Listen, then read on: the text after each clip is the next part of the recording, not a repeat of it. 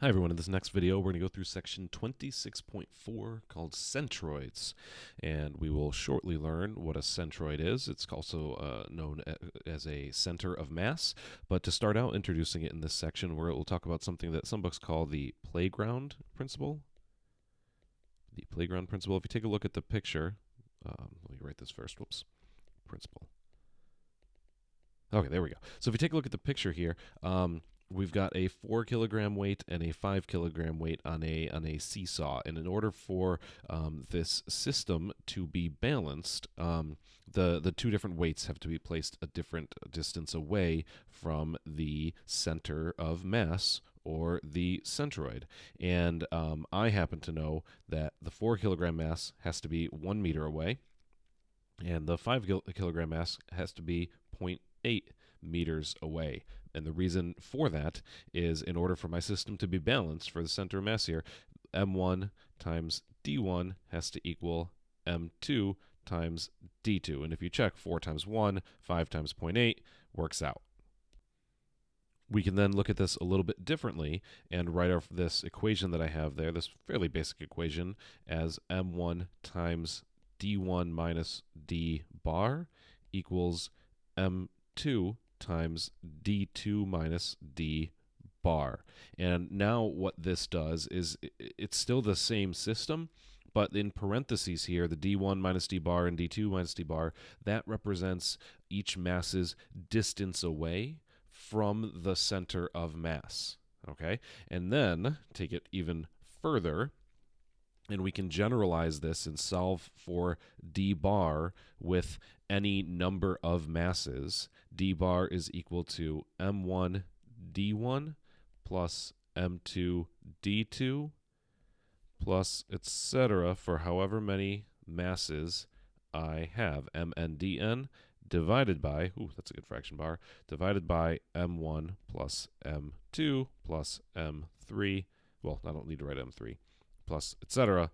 plus mn. So in the numerator, it's mass times the distance, and in the denominator, it's just the sum of the masses, and that solves for d bar, which we're calling the center of mass, or the centroid. And if you wanted to there, you could even go through the steps to solve for the d bar in the top equation, and then you can see how where that fraction comes from. So now let's look at another example here. And in this example, we have a mass of 3 grams placed there on the x-axis, another mass of 6 grams placed there on the x-axis, and a third mass of 7 grams placed there on the x-axis. It says to see a figure, but I'm really good at art, so I'm gonna draw this picture out here. And let's have a nicely highlighted axis. Okay, and here is 0, 1, 2. I'll label that 3, 4, 5 right there, and 6 is right there. Why don't I just label them all? There we go. Okay, so labeling from the problem above, we've got a 3 gram mass there. We have a 6 gram mass here, 6 grams, and a 7 gram mass, 7 grams right here on this representing my x-axis. There we go. And we want to find the center of mass, or centroid, of these 3 masses. All right, so using the formula above, or on the previous slide, d bar is equal to m1 d1 plus m2 d2 plus m3 d3 divided by m1 plus m2 plus m3.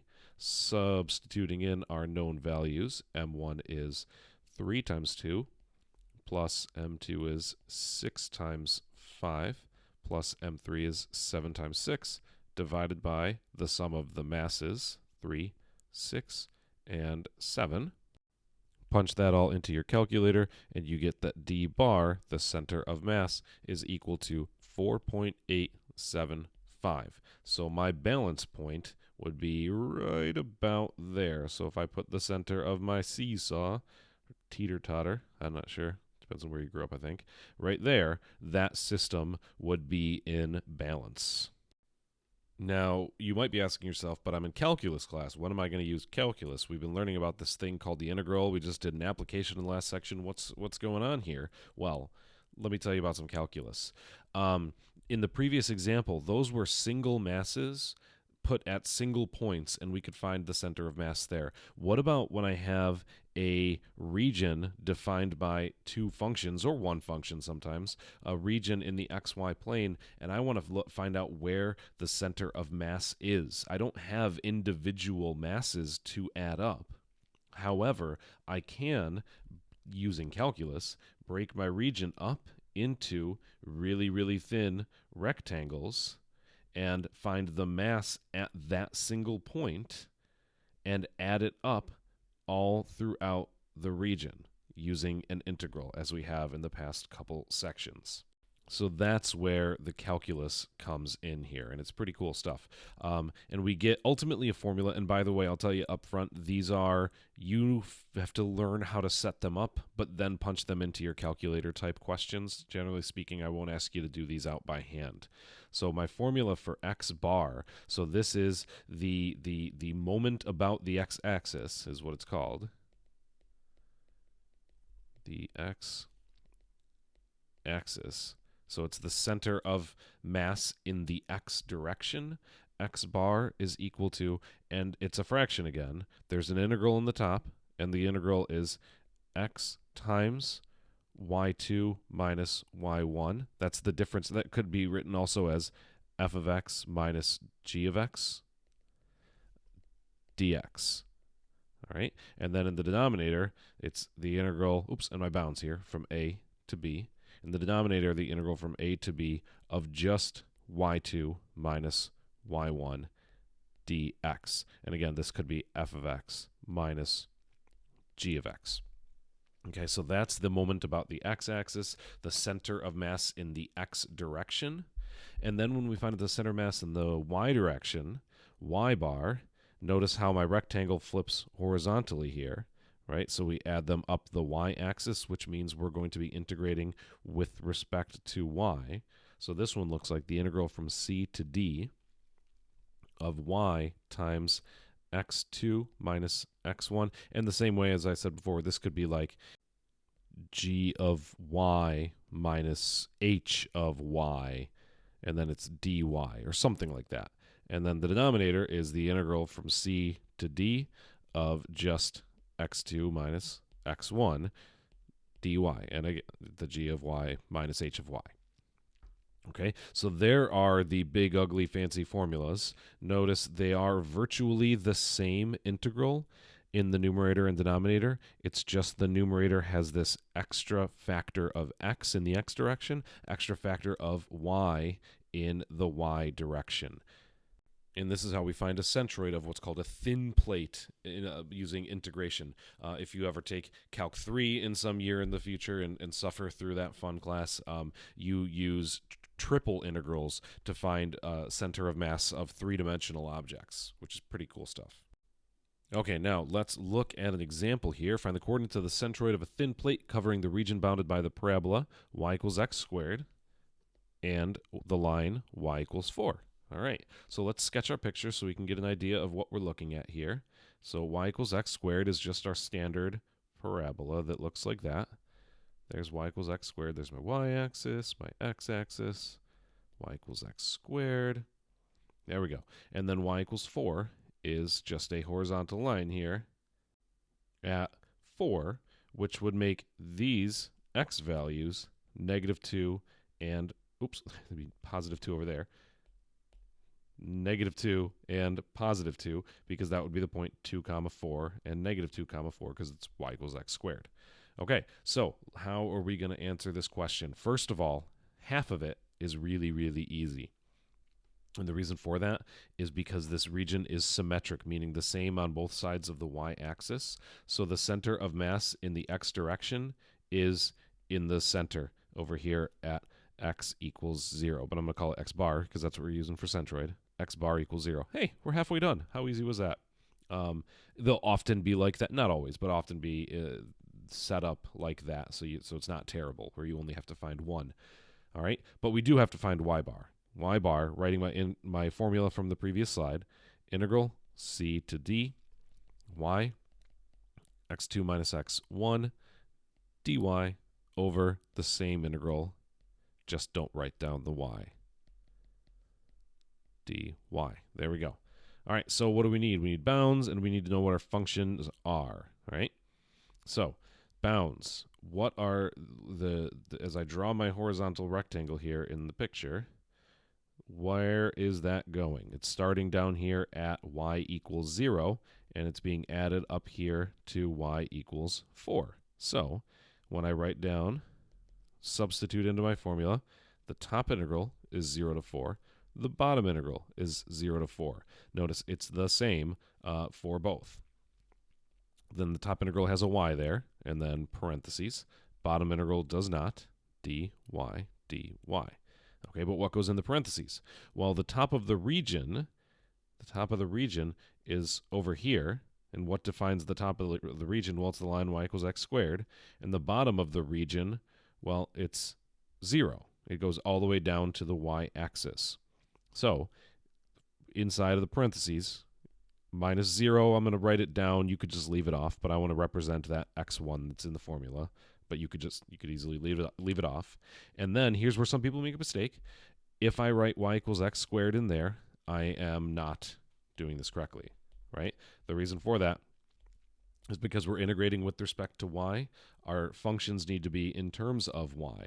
So if y equals x squared, then x would equal radical y. And that is what gets substituted here and substituted there. Then if you punch that into your calculator, again, I'm perfectly okay with you if you can set these up. If you evaluate them in your calculator, that's great. The numerator, your integral should be 64 fifths, and in the denominator should get 16 thirds, 16 over 3. There we go. And then that simplifies to, 12 fifths, which is 2.4 in decimal form. And the reason I put that in decimal form is so that I can add it onto my picture. So the answer to the question is the point 0, 2.4. That is our centroid, our center of mass. Does it make sense in the picture? Right? If this is 4 up here, 3, 2, 1. That's not the best scale. Let's try that one more time. 3, 2, 1. So 2.4 would be about there. And so that would be my center of mass, my balance point for this really thin plate. Okay? Cool. All right, and one more problem to kind of finish out the section here, make one a little bit more challenging.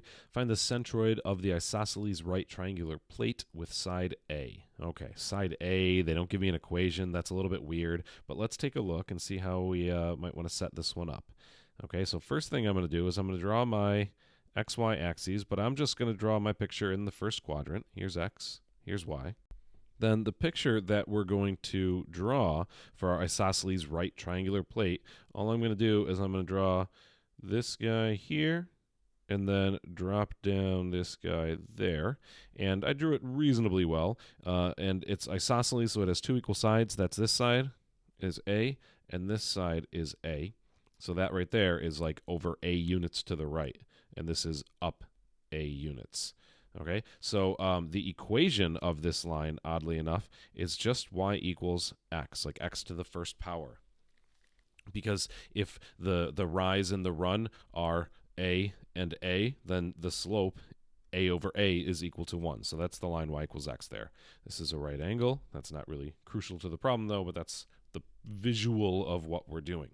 Okay, so to find our center of mass, centroid, x bar is equal to the integral from, do I want to write my formula again? No, let's just let's write it again. The integral from A to B of x times y2 minus y1 dx over almost the same integral, y2 minus y1 dx. All right, so let's substitute in there. For that first integral, remember we're adding our vertically aligned rectangles up as we go through the region. Okay, so in substituting into our integral, the bounds are from 0 up to a. That's this 0 right there up to that a right there. This a is just the distance of a units. And that goes in the bottom integral as well. Whoops.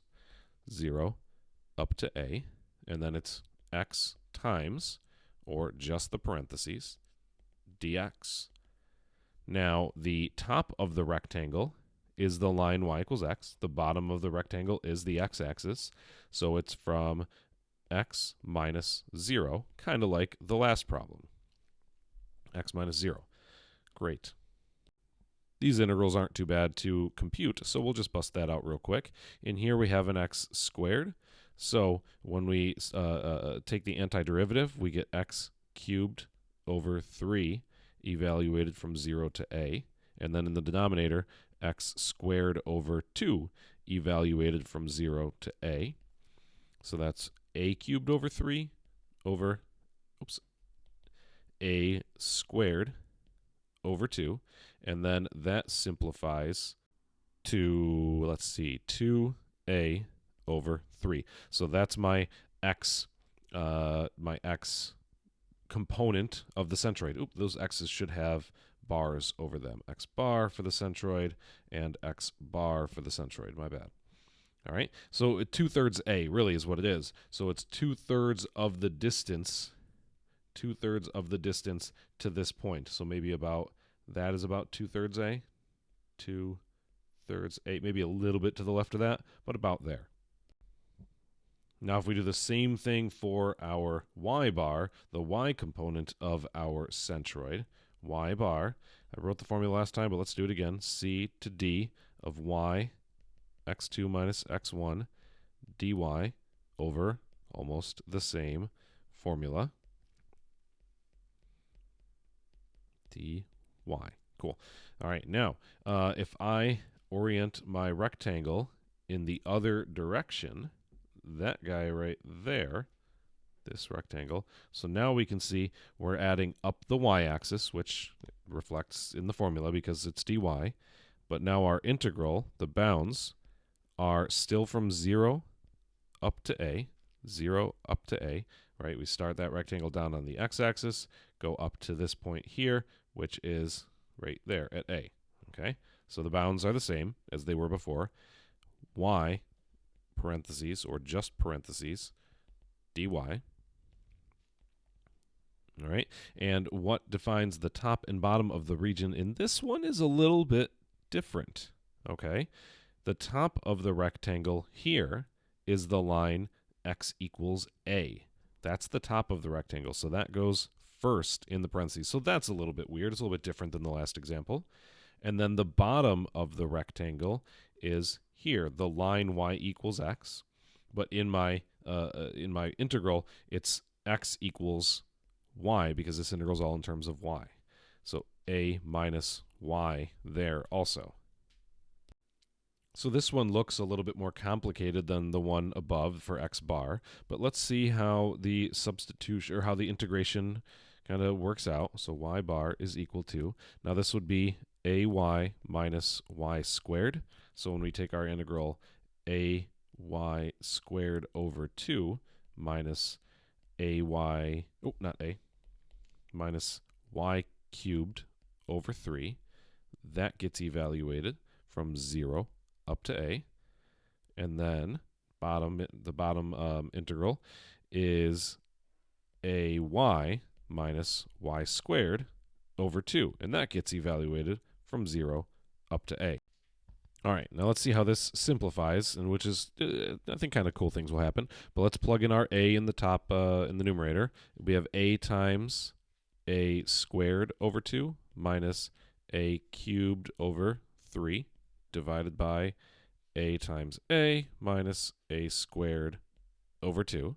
All right, still seems complicated. Y bar is equal to a cubed over 2 minus a cubed over 3 divided by a squared.